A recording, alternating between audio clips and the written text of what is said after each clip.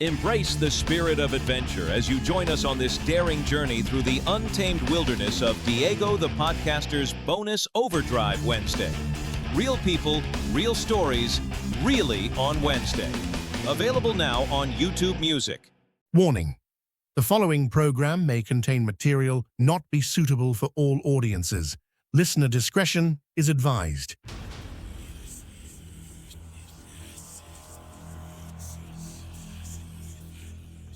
They say for every light in this world, there is a shadow waiting to reclaim it.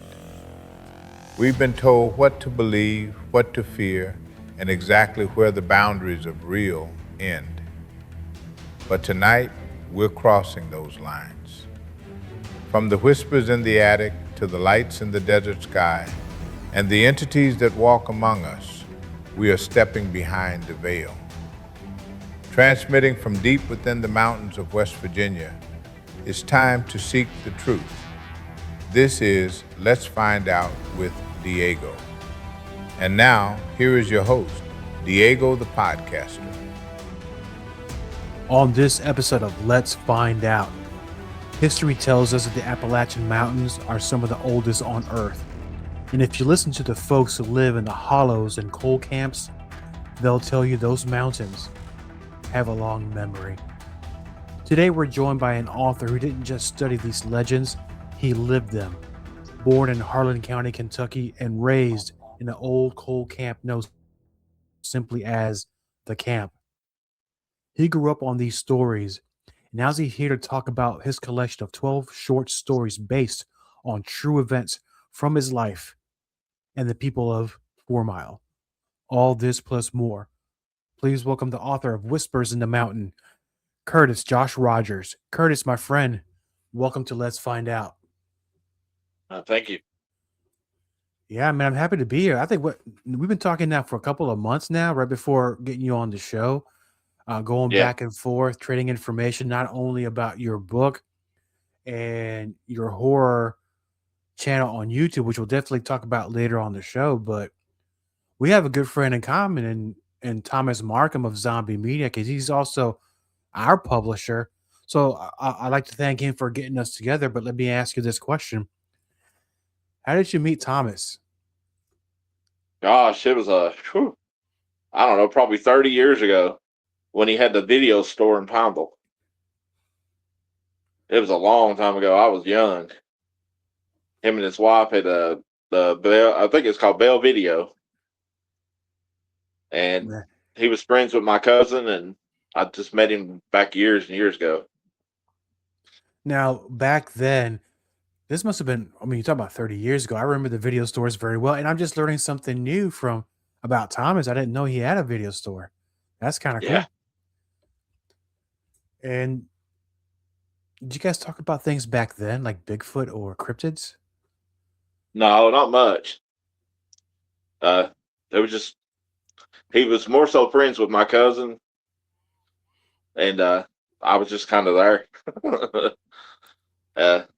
I've had Thomas on my Facebook for a while, and followed a bunch of his stuff and watched his documentaries, and I can't really remember. He had posted something, and I told him the story about one of my stories, and he's like, "Man, that would make a good short story." And then he was like, "Give me like 10 or 12 more of those, and we'll do a book." So I kind of started from there. And the book wound up being Whispers in the Mountain, which goes over your time growing up and your experiences in coal country. And let's start with this, because now this is your first book, correct? Yes. And it dives into your experiences, as I said earlier, living in coal country. How long did you live in that area?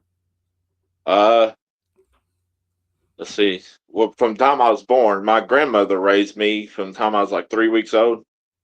And we lived in the camp in Fourmile until I was probably 10, somewhere in that area. So we lived right in the thick of it for a long time. And when you say the camp, somebody grew up on my side of the world, or probably anybody else who doesn't have experience living in towns like that, it already sounds kind of eerie in a way, because sometimes there's been a lot of books that I've talked to people in coal country where folklore comes to life.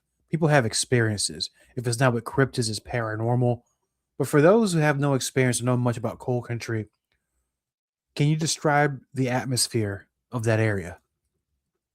Uh, from what I remember, it was always kind of really dreary, and at the pitch of dark, you always got in the house because all kinds of crazy stuff always happened.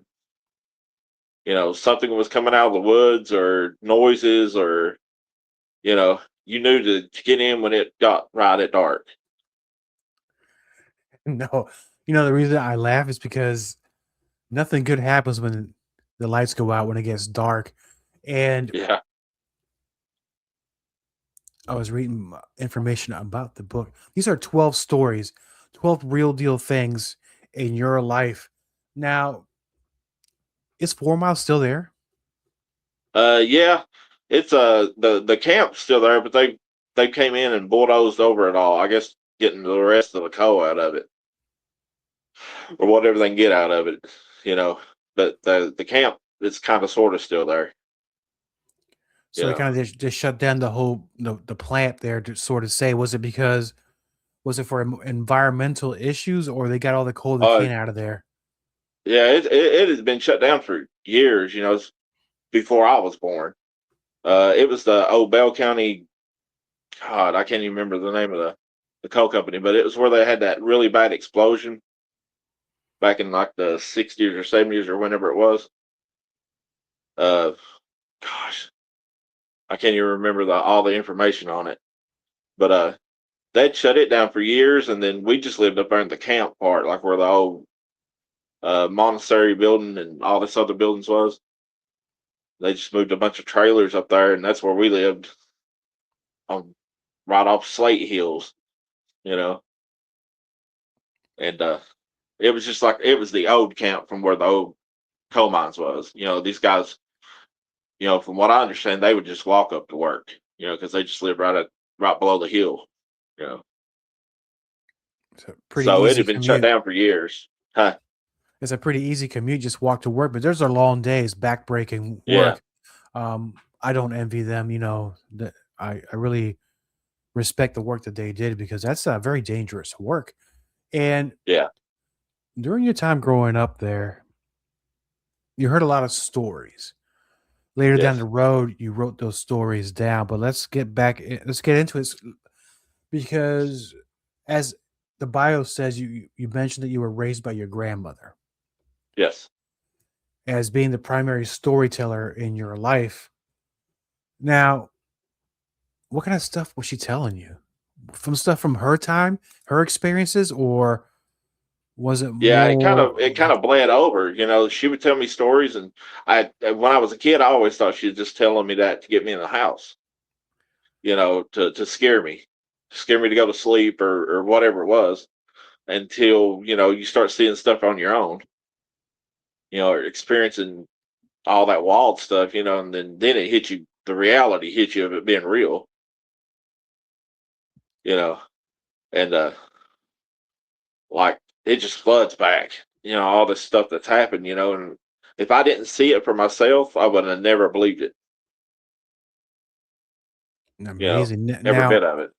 with seeing these things yourself and your grandmother's stories, if you were to go back, does your family have a history with these types of experiences? Uh, well, they say my grandmother was born with a white veil over her face. That's like like a extra the birthing skin was over her face when she was born, so she could see spirits and ghosts and things like that, and heal people with breathing on them. And they always called them Appalachian witches. Is what I've always heard them called, granny women. And so she could always see stuff like that, whether we could or not. So I think she's seen a lot more than what she told me, for sure. Now, this is You the know, first time I've. she'd No, lived up there in that camp her whole life, you know. and I'm sorry that I interrupt you. Now, Oh, this is it's the all right. first time where I heard. What was it? Were they the granny women? Granny women. Yeah, that's what I've always heard them called. They're like special. I don't know how to explain it. It's like they can see visions. I remember her, if she seen a vision on somebody and she didn't tell them about it, she would get sick as a dog. And it would come back on her. You know. I've seen her cure nosebleeds, earaches. She could take a puff of a cigarette and blow it in somebody's ear and then never get an earache again. You know, take it and catch blood in her hand from a nosebleed and spit in it and wipe it off with a dish rag, and they'd never get a nosebleed again.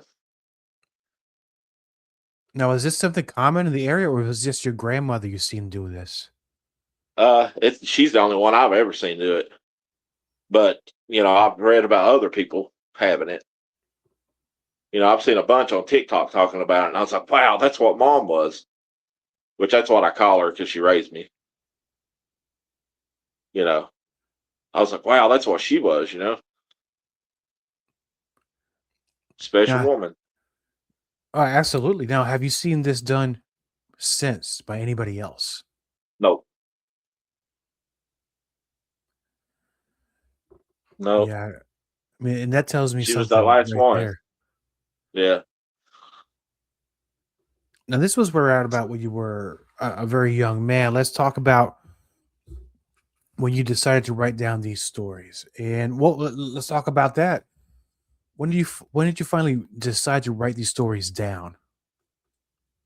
When Thomas mentioned it, it was something he'd posted something and some about folklore stories or something like that, and I was telling him about the children on the train that we saw that night, and he's like, "Oh wow, that's really good. Can you do more of those, or do you know more of those?" And I did a few, and he's like, "You think you can get me about 10 or 12 of them? We can do you a book."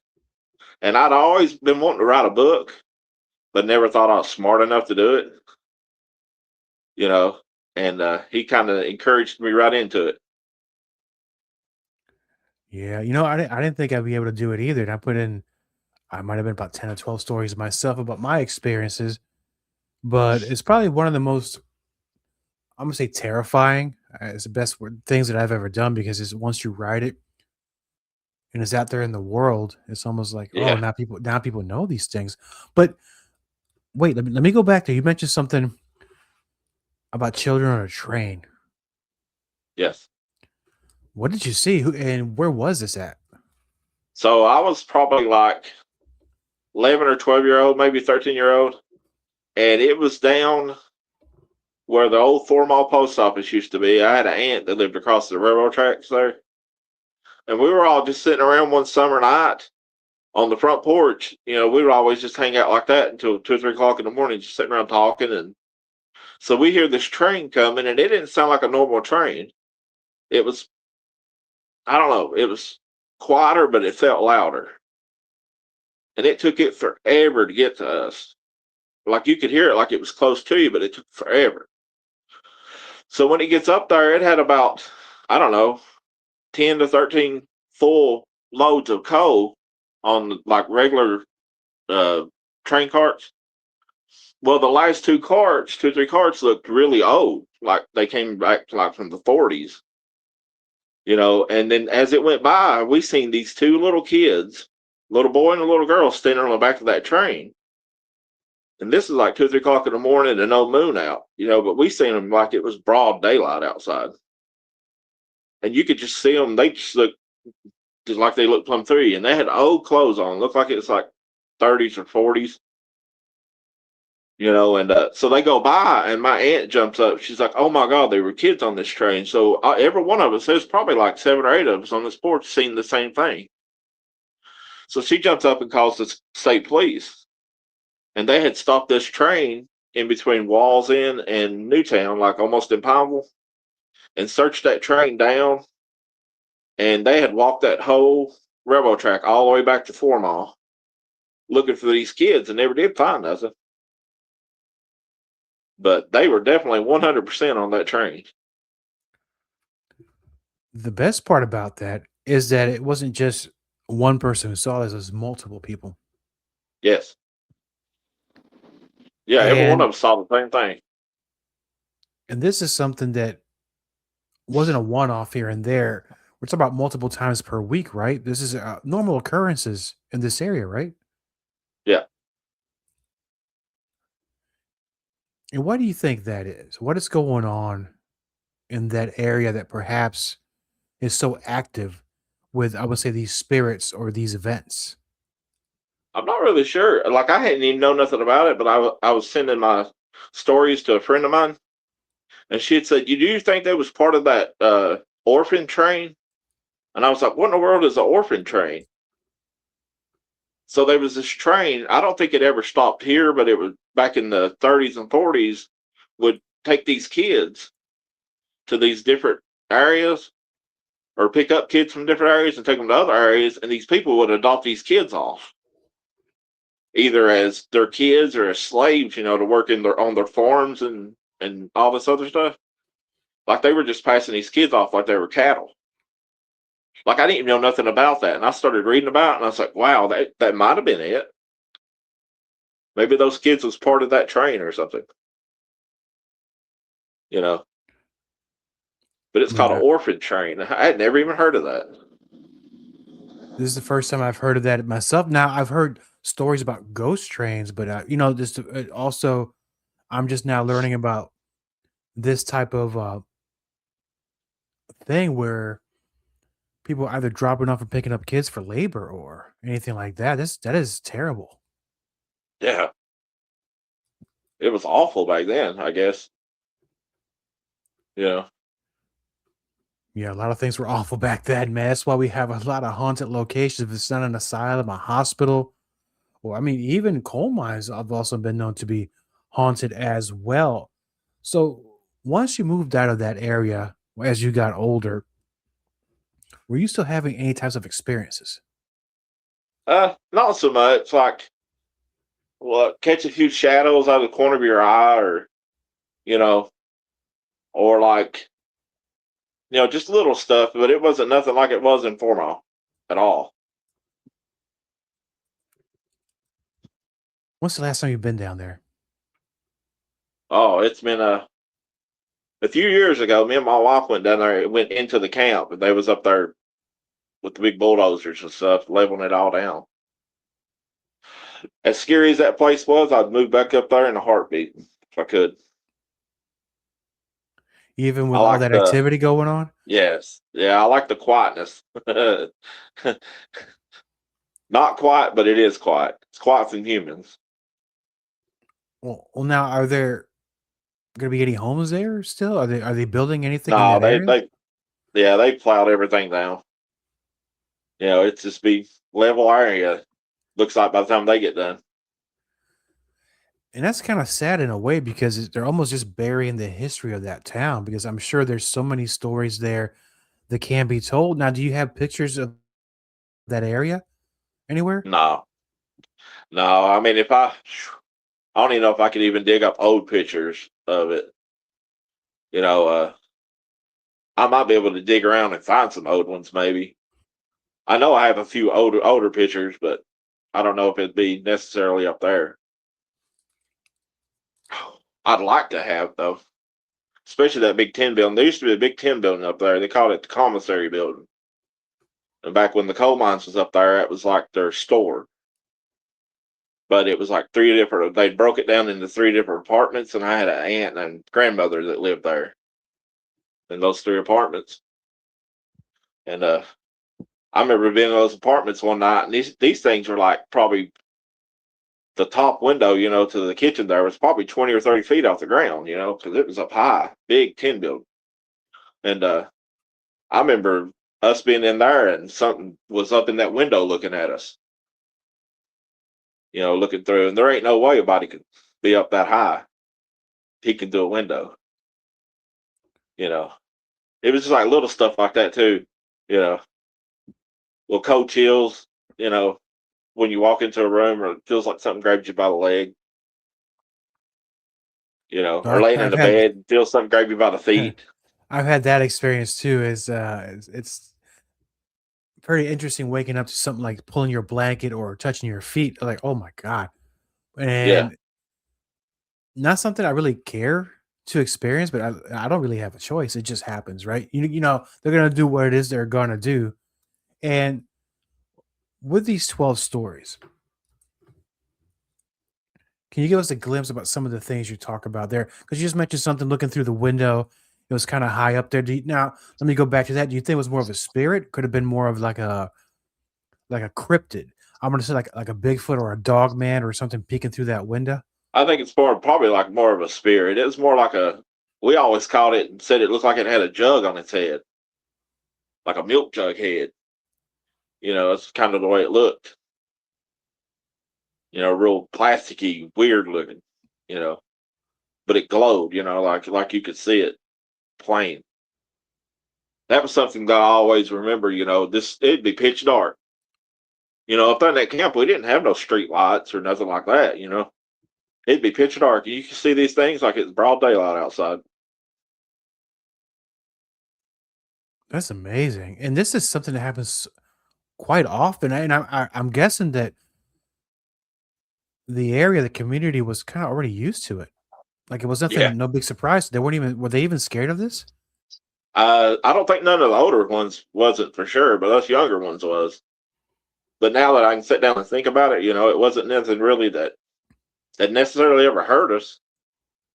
You know, but it was definitely scary. And after you moved out of the area, we talked about if a lot of activity has happened since then. You said not really that much, but now, all these years later, you move somewhere else. Has any of these things followed you to your new home or your current place where you live? Uh, no, I mean, like I said, I still see kind of shadows. Uh, well, the big old figures. Sometimes out of the corner of your eye or something. But not like it was up there. It's always, you know, like a honey den up there.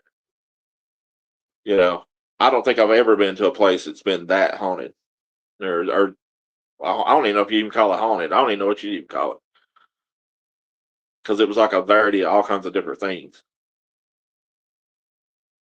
You know, You know, and it's like you have these fairy tales, and every one of them was right there in this one area. You know, must be some portal of passageway through there. Now, I will apologize. I did kind of flub the question, but I'll ask it differently because that's my fault.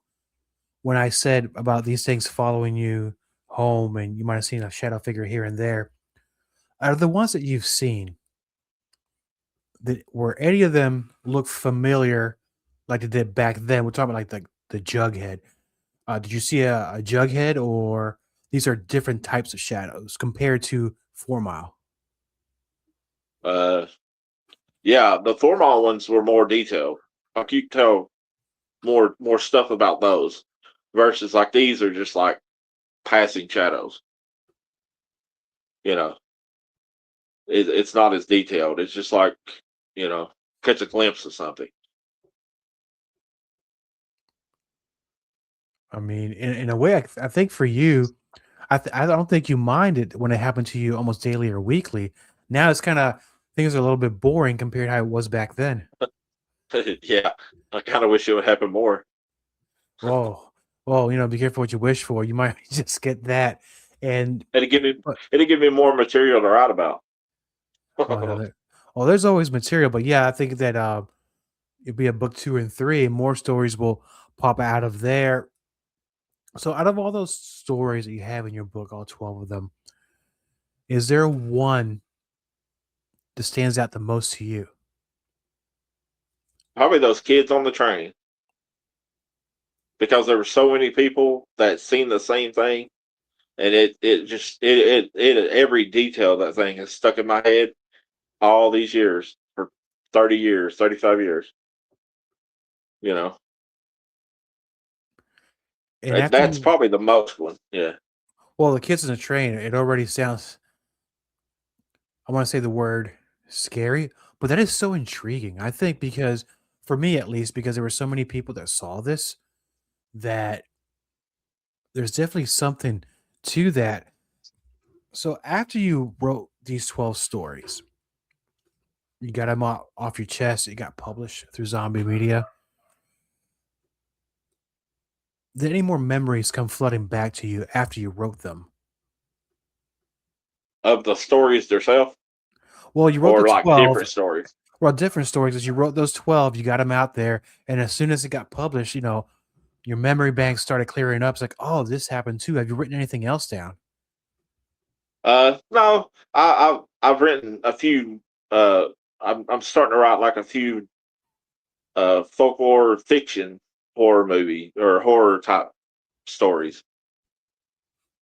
Like I took that Children on the Train one and I stretched it and made it like a fictional folklore horror. Like I wanted to go back and try to create what happened before that train. Like that whole orphan train thing. Right. I wanted to do the origins. I wanted to do something that happened, that might have happened to those kids, and like 3 or 4 books, that led up to what we saw, you know. And I think that's, going to be pretty important stories to tell because now you're going to put a spotlight on that time in history and people will be very interested in learning more about it and then learning what happened then and then the possibility that maybe some of these children may not have escaped the train or that land and they might be stuck there somehow. Hopefully they'll Yeah. find a way to get out, of course. And you're talking about horror because the last few weeks you've been sharing some of your reels with me, and I know that you have some stuff on your YouTube channel. Well, let's talk about that.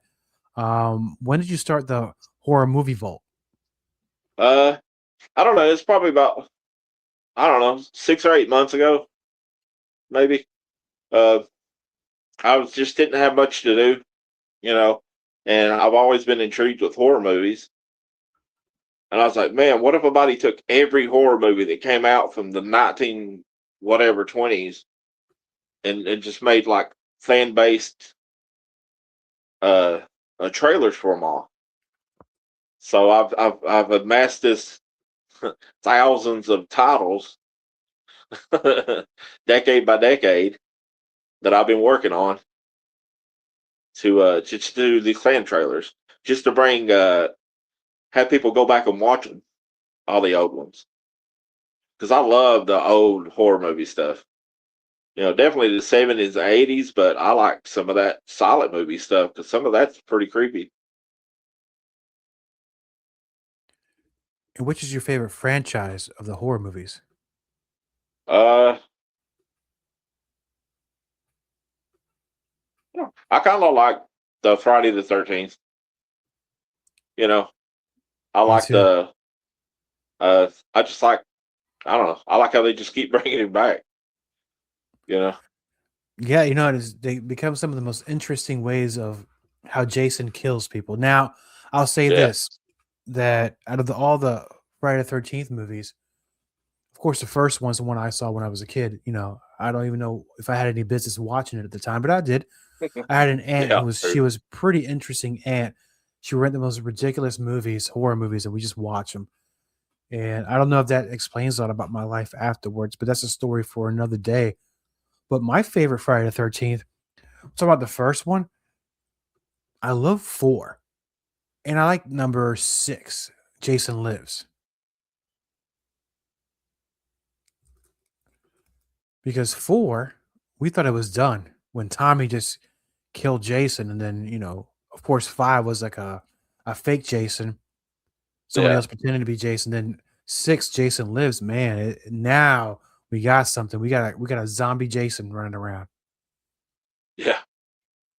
Yeah. I loved them all. Loved every one of them. And some of his kills are like great. Really creative.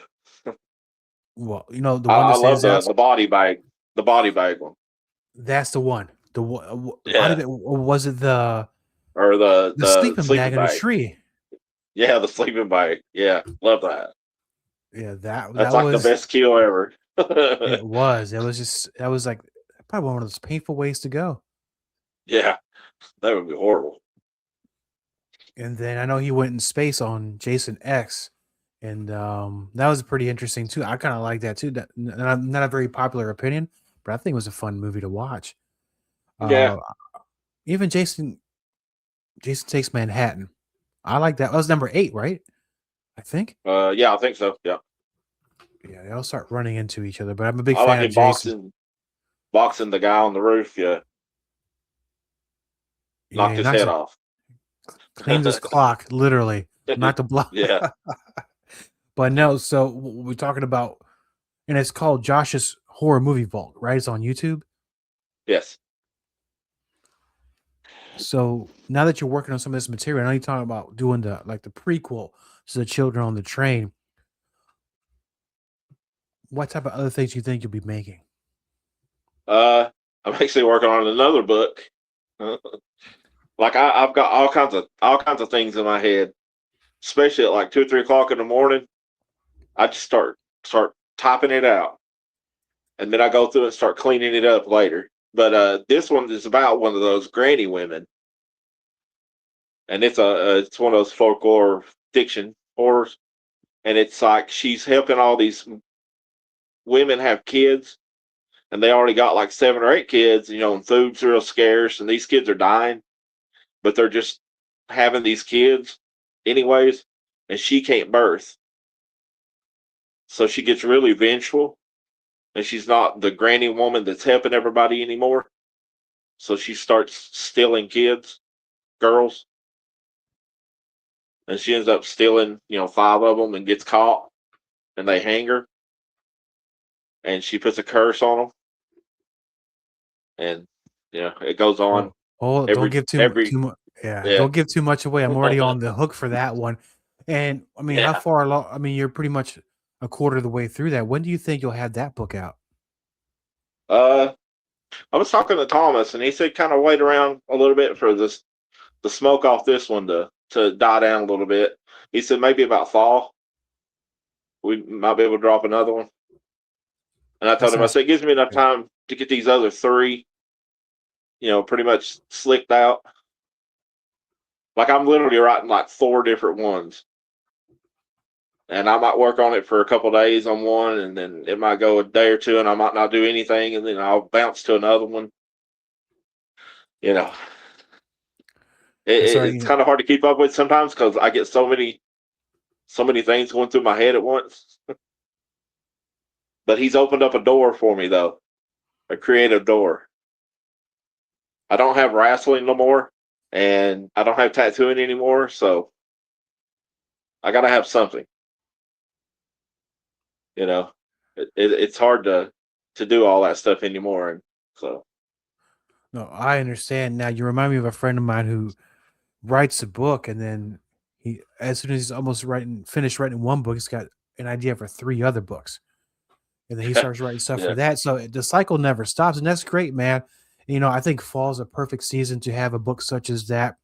And now for the listeners of Let's Find Out, our friends that want to learn more about you, that want to learn more about your book Whispers in the Mountain, and then also your YouTube channel, where can they go find out? Do what now? I'm sorry. No, I think so, for those that want to learn more about you and what you do, your book and your channel, because I know YouTube, you have Josh's Horror Movie Vault, and they can Yes, get the book through Zombie Media, right, on Amazon. yes. Amazon, and I think it's on Walmart.com too. Excellent. And then if anybody has any questions about your books, your movie you're working on, and your future books, how can they contact you? Go straight to your YouTube through I'm sorry, through your Yeah, Facebook? yeah. They can do it through Facebook. I have a page on there too, and it's under the same name. And Oh, I have do it on TikTok and just anywhere I can post it. Yeah, you got to get it out there in all the socials. TikTok's not one I do quite yet. I don't really understand it, but maybe Yeah, one day. it's rough. Yeah. Gosh, they flag my videos so much. I have to about fight them to get them to even push it. And even then, they don't. Not much. Yeah, I don't know how your stuff's getting flagged. As much nonsense as I know it's out there currently that should get flagged. I think you're the last person that should get flagged on that one. But we'll talk about that another day. And I'd like to invite you back later this year once your new books come out, and maybe you'll have some reels come out too. Let's bring you back on the show. Let's talk about them, and that should be a lot of fun. Yeah, I got those that 12-day 12 reels coming out now. For each story that's in my book. So I have these little mini 30-second, 30, 40-second trailers that I'm dropping for the next 12 days. Well, I'm on like number 4 now, so I got like 8 more days. And it's like a little hint of what each story is. So It's like hopefully 12 that days helped of push Christmas. it too. Yeah. 12 days of Christmas, 12 days of horror with Curtis Josh Rogers. Appalachian horror. Absolutely, brother. And thank you for that. Let's bring you back later this year, and we'll talk about them. Really appreciate it. Thank you, my friend. All right.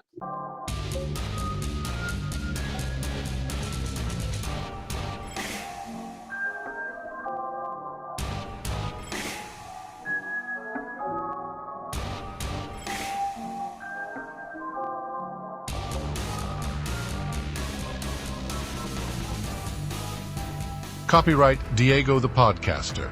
All content for Let's Find Out is the property of Diego the Podcaster and is served directly from our servers with no modification, redirects, or rehosting.